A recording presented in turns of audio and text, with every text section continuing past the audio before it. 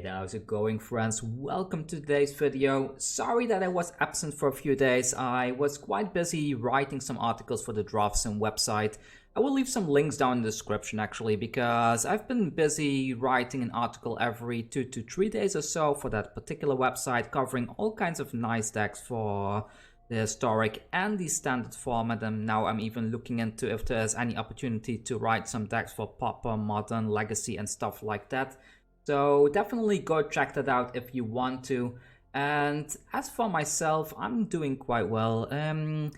I recently started writing a fantasy book. For those of you that know me well, you probably know that I have been busy writing books for a long time. I never published anything. I did have a publisher that was ready to publish, but somehow I felt the quality of the book was not really good enough, because I grew up reading from big artists like J.K. Rowling, J.R.R. Tolkien and stuff like that. So those were my idols when it came to writing books, and I think I finally have the formula and the life experience to be able to tell a good story, to tell something that most people will be able to relate to, and that most people may be able to really be able to immerse themselves in and hopefully have a good time. So I will probably be uploading some channel updates once in a while on this channel, like how the book is going with like world maps, artwork, stuff like that. I am talking with a very dear friend of mine to create some art for the book as well, so keep an eye out for that. If you want to sponsor me, by the way, to keep the writing flowing, feel free to go and subscribe to my Patreon. There are several benefits there as well. I'm probably gonna add some benefits in terms of like people that pay the higher tiers, that they can get access to some early chapters and stuff like that. You know, maybe I'll even make it a completely separate Patreon, I'm not sure yet. Anyways, enough about me. So what are we going to be playing today? I'm looking for a good tier 1 deck to feature in a Draftsim article. And the format that I will be covering the next few days is historic, so I went ahead and I put together this particular list right here. It's very similar to the mono black lists that have been rotating on AetherHub and stuff like that. I made some changes to my personal taste, and this is a best of 3 deck. We are going to be playing best of 1 today though. And yeah, so those of you that have been playing Pioneer, you should probably recognize this right away, because Scrapheap Scrounger, Knight of the Ebon Legion, Serrated Scorpion. I'm not sure. At first I was running the Jackal in here, this one, the Dread Wanderer, but I don't know, the 3-mana card for the Dread Wanderer seems to be a little bit steep in the current pace of the format, so I'm not sure if I really want to include this one anymore. Also, the fact that you can only activate the effect if you have one or fewer cards in hand is not really helpful. So for now, I swapped over to a Serrated Scorpion instead. And I think this is just going to be an overall very fun deck to play. So I don't know, let's just jump into some footage and see how it goes. I'm not sure what my rank is now. I didn't play for a few days, so my rank probably decayed quite a bit. Let's have a quick look to see where it's at. 97%. Oh, it's not too bad, right? We have 4 days left. I'm going to try to get into the top 1200 like before, so maybe we can finally, for the first time, have a proper mythic qualifier, because the past few mythic qualifiers, I have to say, they were extremely annoying. I got either mana screwed or mana flooded in every single qualifier, so I'm kind of hoping to break that curse for once with a good deck in the next qualifier. If I can make it into the top 1200, maybe I face a lost streak and I cannot, right? So yeah, with that said, let's just jump into some footage and let's go ahead and see if we can get some wins. Alright, here we go. We're up against Lucy Fritzy. Let's have a look if we can make it work. So let's see, what do we have here? We have 3 lands, we have a 2-drop, we have some revival and more removal. I will keep this, seems good enough for me. Did we get to go first? Yeah, we do get to go first. Perfect, perfect, perfect. And let's have a look. We're up against some kind of a Y deck. I will play the Skyclave Shade first, because if they do remove it, I can just bring it back from the graveyard, but what are we up against? Zorius Control, maybe. So let's have a look what's going on in the hand. Let's have a look. So what do we have? We have Syncopate, Wrath of God, and the Fairy Hero of Dominaria. I think the Wrath of God is definitely the hit here. Let's put another Skyclave Shade onto the battlefield and let's start attacking him. So now we have 6 power on the field and they are quite some turns away from from stopping us. So they could use the Blast Zone, charge that thing up, but that's not really beneficial for them, is it? So what are my options here? I could remove this with the Murderous Rider, but I think just attacking in is the better thing to do here. They block there, sure. Thing is, they are ready to syncopate, I bet, so I do this. So probably X. If I shock this in and I play this, they cannot syncopate, right? They need to charge their Blast Zone and activate it, so maybe that's good enough. Okay. The thing, if they activate this, that puts them back a land, which means it will take a while before they can do anything.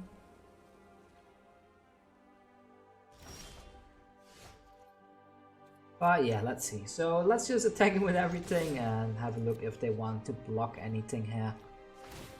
They go for the Blast Zone. Wow, what a greedy play.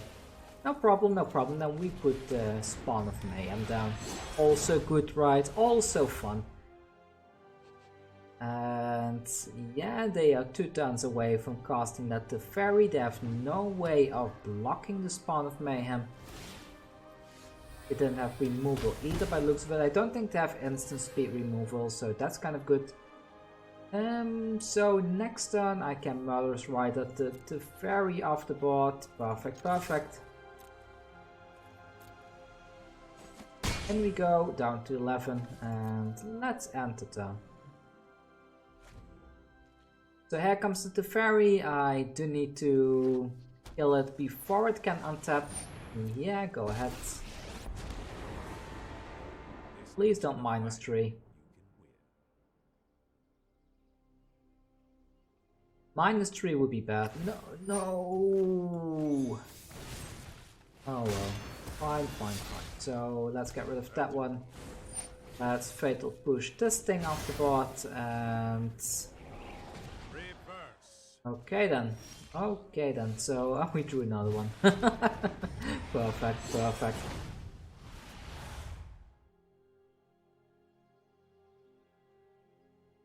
Yeah, that Syncopate is not doing anything for you if you keep tapping out. They don't have it, by the looks of it. And we're very close to buffing this thing as well. This is great, isn't it? So we get to cast both of these. I will just cast these. I'll go with this one. The reason why I'm not kicking these is because I feel if I kick them, I'm opening up a Syncopate, so... Are you gonna counter this? Yeah, they counter it. Unfortunately it gets exiled, I believe. Yeah, it does, it gets exiled, but that's fine. If they don't remove our board this turn, then we pretty much have lethal, don't we? Maybe the in-game sound is a bit high. Let's lower this a little bit. Go. Oh, what can they do with that extra land? Nothing. They cannot do anything at all. Perfect. So we won that game there. Let's go on to the next one.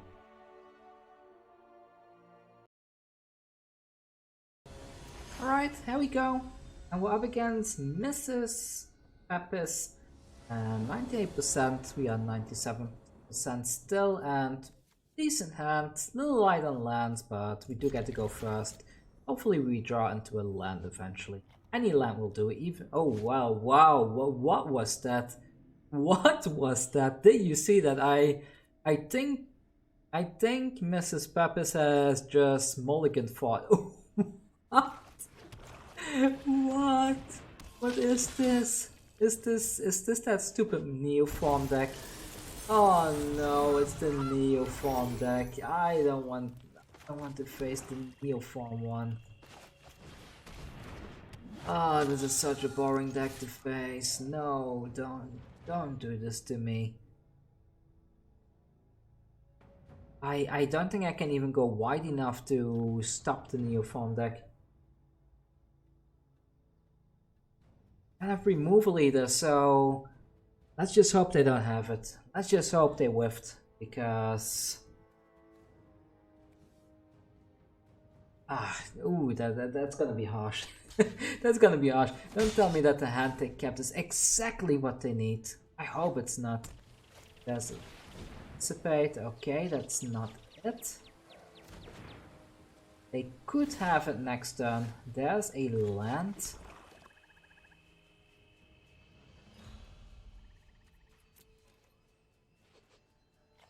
I will attack in with both, and the reason why is if they block the Knight of the Ebon Legion, I can buy myself a turn maybe.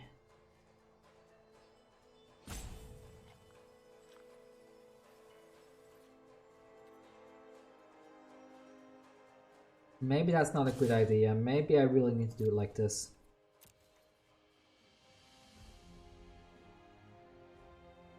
They don't block this, then okay, so they might have it, because they didn't block there. So let's put this one onto the battlefield as a 4/4. We have one of these to remove one of their creatures up. Okay, so they don't have it this turn yet. Not yet, not yet. There's a shimmer of possibility. And I mean, if we had removal, we could remove the Seagate Stormcaller, but we don't have removal, that's the hard part. But no matter, let's put this one down now, and what else can I do here? The Midnight Reaper could kill one of their creatures, right? Do I attack in with the Gifted Aetherborn? No, the Gifted Aetherborn can also kill one of their creatures if they do have the combo.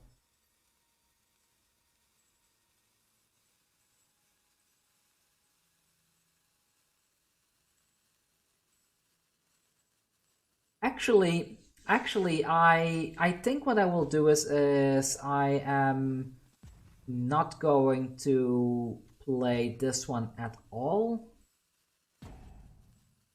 And I will attack in with the Spawn of Mayhem. I think, because if these things grow large enough, then like the thing is, if I block with one of these, like sure I can stop 3 damage, but then they attack in again and they deal the damage anyway, so I might as well just keep this and then buff this up to kill one of the creatures right away. Does that make sense? Yeah, let's try that. So I go in with the Spawn of Mayhem. I put them at lethal range for next turn, I believe.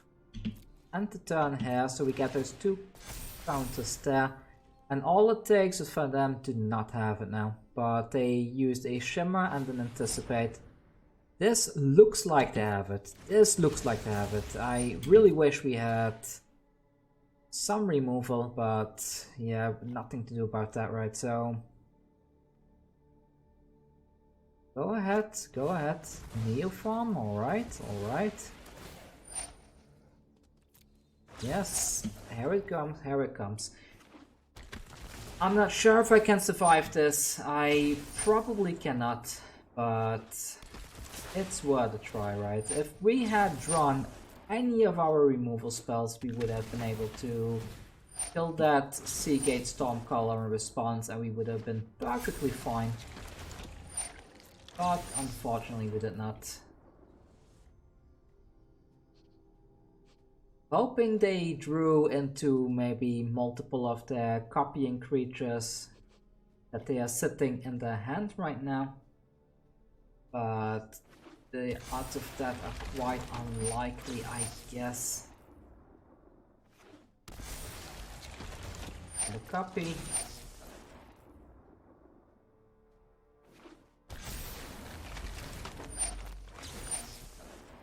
So I can block the Cruel Celebrant with one of my knights, then buff the other one, and then the one that's buffed can kill a second dual caster mage during the second wave of attacks. Can I make it? Can I survive this? I'm really skeptical. So they will exert that one. Yeah, there we go. We expected that. So we'll block this. That's 5 damage blocked. Block one of these. Block another one of these. But I no, it's too much, right? It's just too much. So then we buff this one.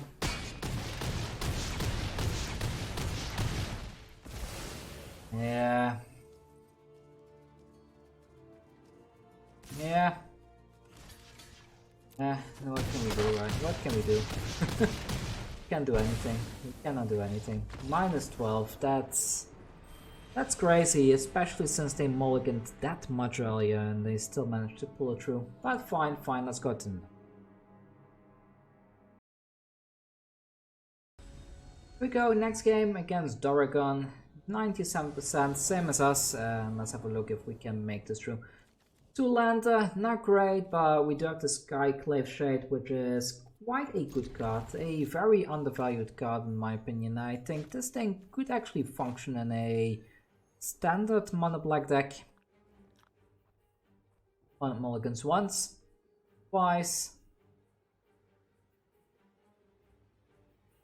3 times. I guess this is 4 times. I guess this is not a Neoform deck then. But we have a Fatal Push this time, so not this time, friend, not this time. This time we will survive for sure. At least I hope I do. They could still pull it off if they have a Paradise Druid and a Seagate Stormcaller. They could make it work, but yeah, it's that stupid Neoform deck again. They cast a Reason Scry Tree. Why? Why would anybody want to play that? 3 on the top? What?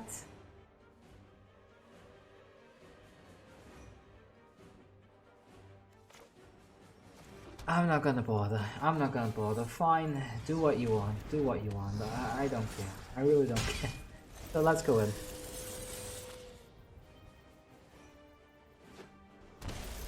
Shock that and Shimmer of Possibility, alright. Still no Paradise Druid, so the Fatal Push could save us. We don't need to Fatal Push yet, they don't have enough mana to make the combo work just yet, so let's put the Midnight Reaper down for now. We buff this one. And there's a 6, 7, 8, 9, 10, 11. We have exact lethal now. And we have exact lethal, perfect. So let's go in. Activate this. Perfect, perfect. Please go away with your garbage deck. I don't want to see that garbage again. Stupid Neoform deck, seriously. I wish I didn't make a video about it. It's partly my fault for promoting that type of gameplay, right? So let's go to the next game.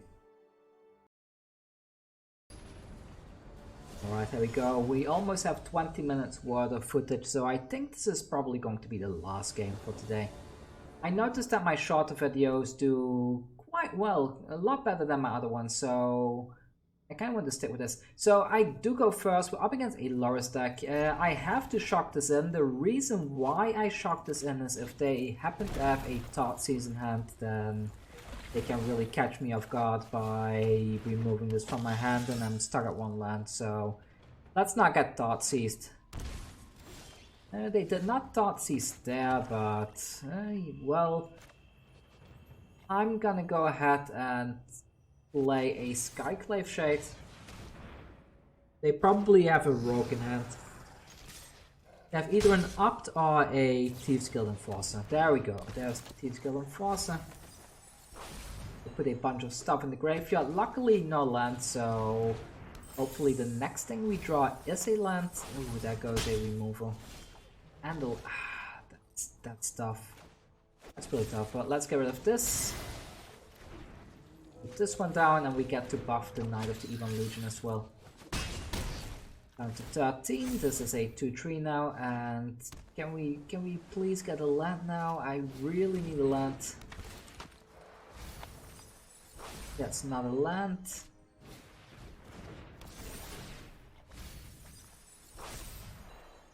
There was only one land on top in all of this, and they got rid of 3 of our removal, 4 if we count the Murderous Rider. They had a lot of fun. I'm gonna block this. I know it's not the best kind of block, but this does deny them a card draw, which can be useful. And we miss another land! Why? What's wrong with... Why? Another land? Okay then, now I'm just sad. I'm just sad. Yeah, I mean, these things can't block, so having it up as a blocker against that Thieves Guild Enforcer is not really useful.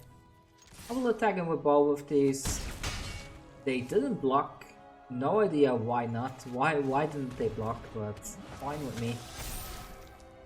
We got a blocker for the Thieves Guild Enforcer. They might remove it, of course, but I have another Curious Obsession. Well, this is a very fun last boss. They milled one of our lands, the first land in forever, and we please get a land now. If we get a land, we might be able to win the game now. All the lands are at the bottom of the deck, it seems. And we missed yet another land drop.